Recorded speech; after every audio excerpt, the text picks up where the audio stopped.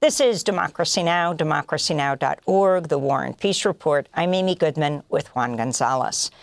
We turn now to an expert on autocracy who says the Trump administration's moves to gut the federal government, shape the judiciary, and punish critics are all following a well-known playbook, not just the right-wing policy blueprint known as Project 2025, but the autocratic playbook of Hungary's authoritarian Prime Minister Viktor Orbán.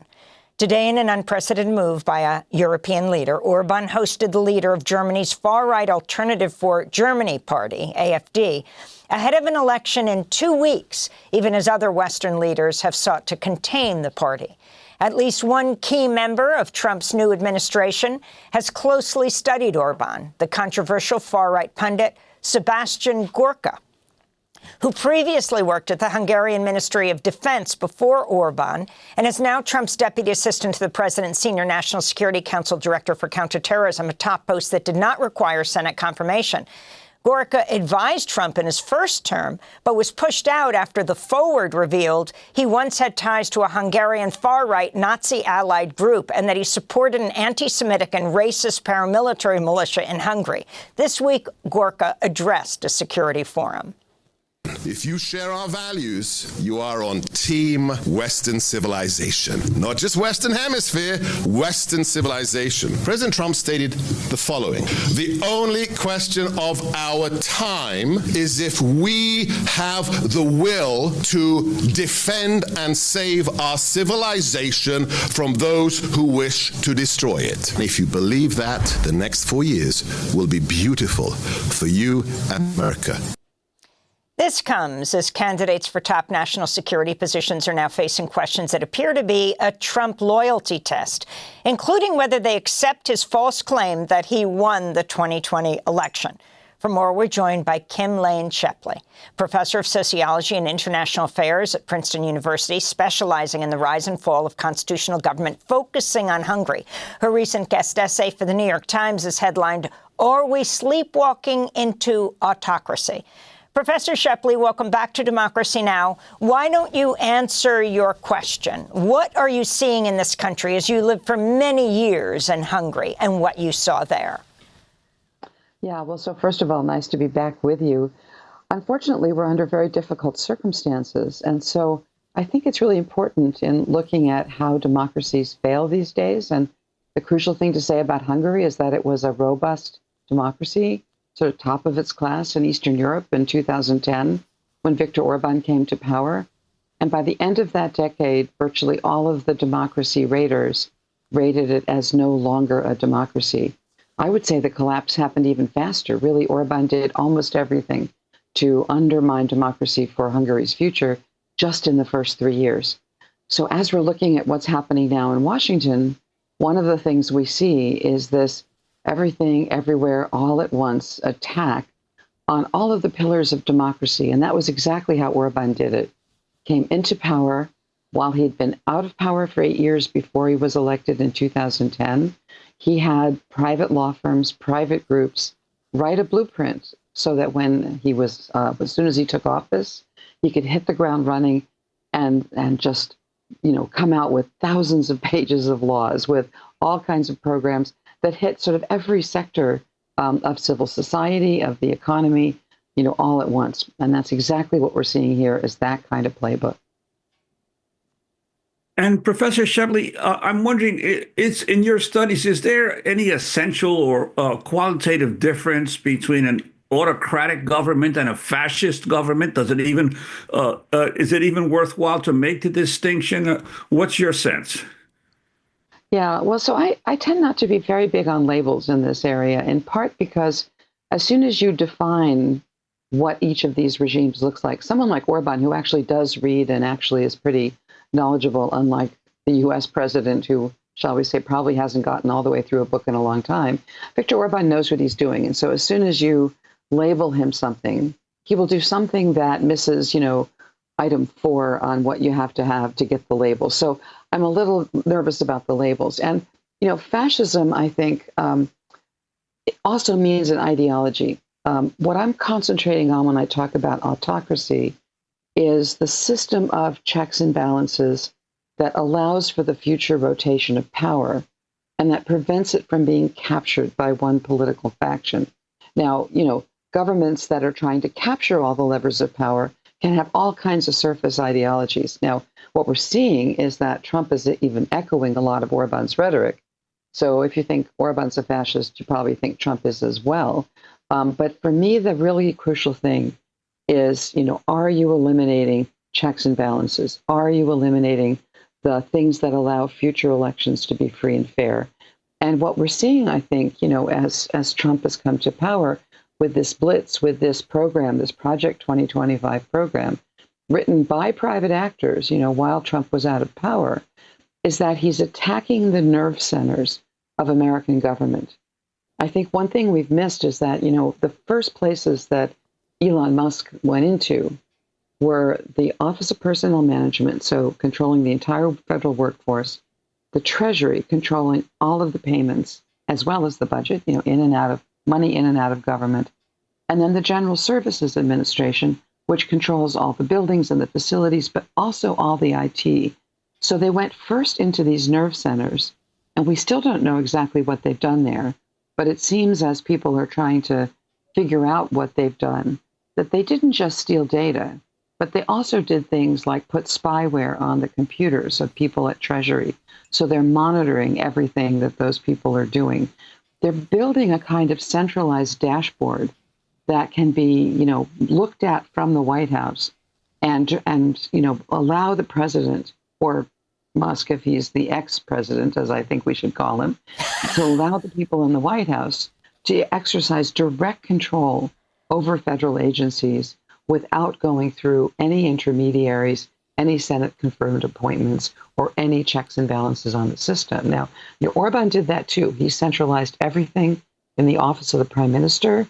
The cabinet secretaries became, if not irrelevant, then certainly not where the action was.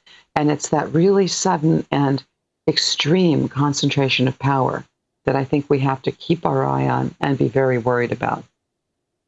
And can you talk about Orban's role in terms of Project 2025, the Danube Institute, and its relationship with the Heritage Foundation, and also his attempt to become a center for right-wing movements throughout Europe?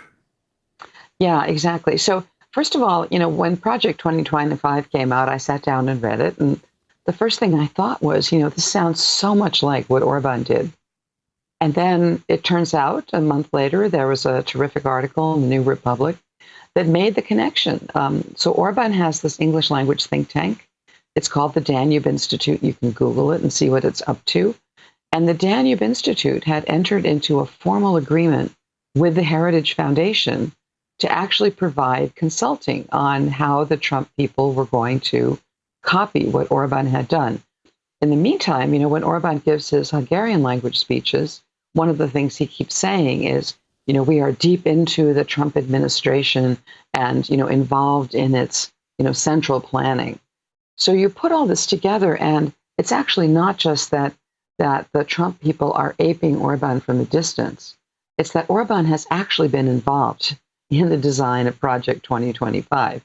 Now, this mirrors, what Orban has also done in Europe. So the European elections, the elections to the European Parliament, were held last June, and Orban's Fidesz party spent more money on campaigning for fellow far-right parties in other countries, like not just in Hungary, but in countries all over Europe, than any other single party in Europe. And remember, Hungary is a tiny country, 9.5 million people on the edge of Europe. They're advertising in Germany, they're advertising in France, they're advertising in much bigger countries. And it turns out that this advertising, along with the general, sort of collapse and weaknesses of party systems across Europe, meant that the far right had victories really all over the place. And Orban was able to take those far right victories and cobble together what has become the third largest political party in the European Parliament. And so that's an incredible political accomplishment. And what you're seeing is that Orban is now sort of riding atop this wave of election victories across Europe and claiming to be, the heart and soul of this new far-right movement. He was president of something called, rotating president of what's called the Council in the last half of 2024. And when he unveiled his presidency, the slogan was, "Make Europe Great Again," which was also the slogan of this far-right gathering that we just saw in Spain as Orbán pulled together all these far-right parties. So, Orbán's a prime minister of a tiny country on the edge of Europe, but he is now punching far above his weight in trying to consolidate this movement of anti-democratic far-right forces. This is Hungarian Prime Minister Viktor Orbán welcoming Donald Trump's inauguration last month.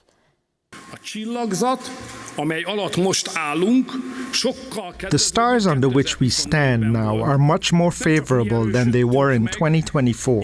Not only we became stronger, but in the meantime, the flagship of the Western liberal politics had sunken. The Western world received a patriotic, pro-peace, anti-migration, pro-family president in Washington.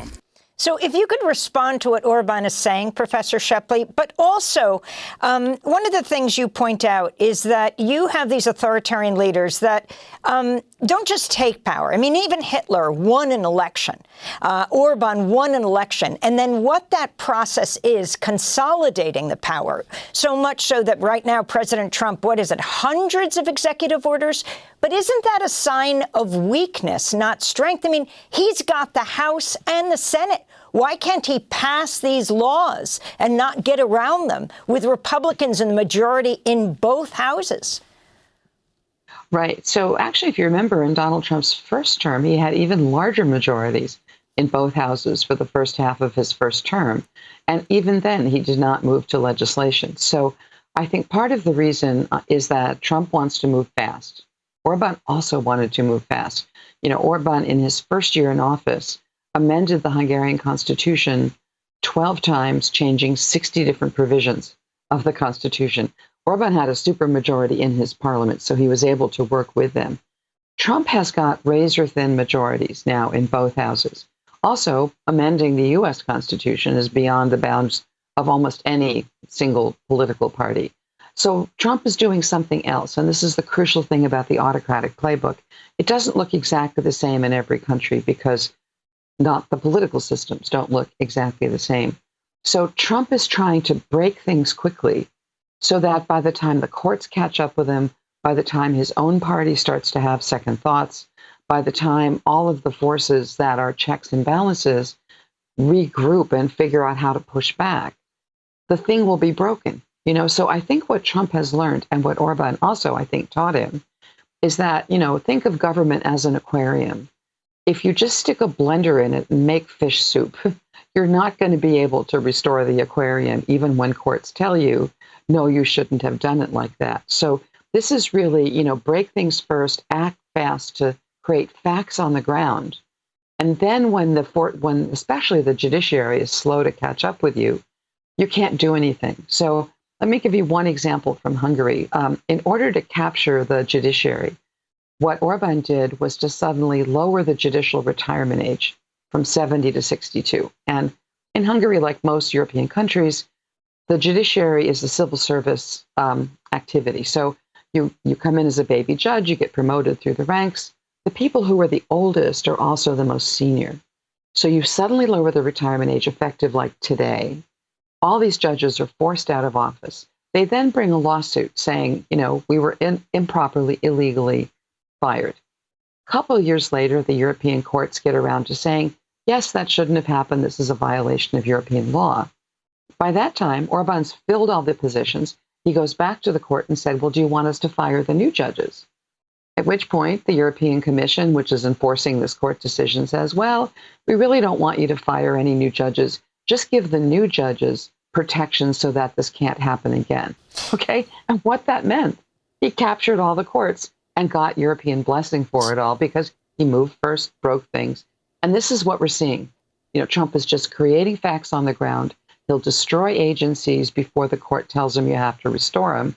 So again, the metaphor is you start as an aquarium, you create the fish soup, and no court can make you go back. We just have 20 seconds, but what about if these federal workers, if the heads of agencies simply refuse to leave, create the constitutional crisis on the other side? The judiciary has to rule, and instead of ruling years later when all these people are gone, they rule now, and the agencies don't get shut down. Yeah, well, a few of the officials who have been fired have tried to make a last stand. You know, some of the inspectors general did, and the head of the Federal Election Commission did. The problem in Washington is that they can just deactivate your badge at the door. So in Poland, when the judges went back into court after their retirement age was lowered, they could get into the court. But in our government, it's very difficult because the buildings themselves have so much security. But still, I think it's good for people who were in office to say, I'm not leaving until you force me, and just create friction in the system, slow it down is actually the best defense in circumstances like this. Professor Kim Lane Scheppele, I want to thank you for being with us, professor of sociology and international affairs at Princeton University, specializing in the rise and fall of constitutional government with a special focus on Hungary. We'll link to your piece in the Times. Are we sleepwalking into autocracy? Next up, Tariq Ali. We speak to him as President Trump repeats his threat to take over Gaza, not buy it, just have it, and ethnically cleanse the entire population. Tariq Ali's new book, You Can't Please All. Back in 20 seconds.